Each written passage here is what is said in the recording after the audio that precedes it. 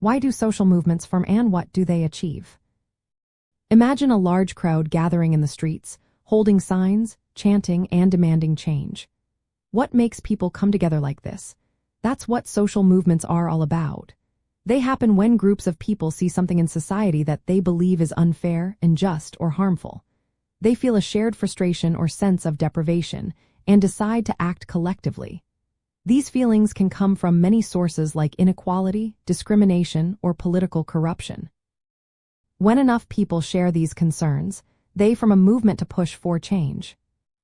Social movements usually start when individuals recognize they are not alone in their feelings. They develop a sense of collective identity, meaning they see themselves as part of a bigger group fighting for a common goal. Often, a triggering event sparks widespread awareness. This could be a police incident, a new law, or an economic crisis.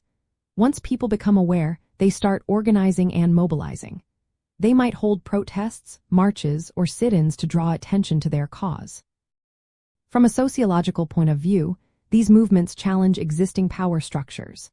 They are not just about individual complaints but about changing social systems and policies.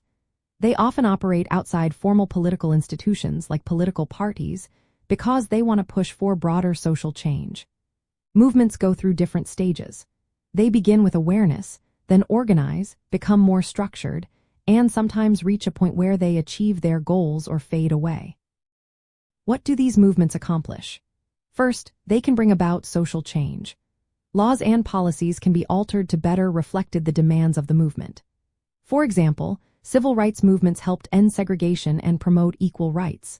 Movements also give voice to marginalized groups, empowering them to participate more actively in society.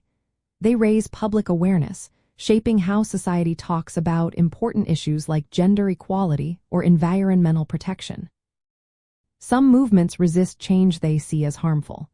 They work to preserve certain rights or social norms. Others aim to transform power relations by challenging those in authority. They can create new avenues for political participation and influence. Sociologists see these efforts as vital to democracy because they keep power in check and push society toward fairness. Different sociological theories explain why movements form. Conflict theory emphasizes struggles between social classes and power groups. Interactionist perspectives focus on how collective identities are built through shared meaning. Structural approaches highlight the importance of political opportunities and resources that help movements grow.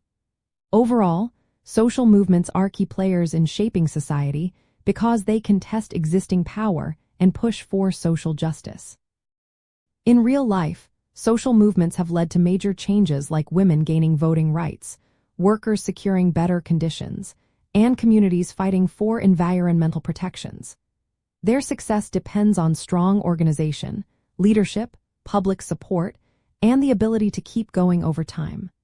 They reminded us that collective action can challenge authority and bring about meaningful change in social structures and governance.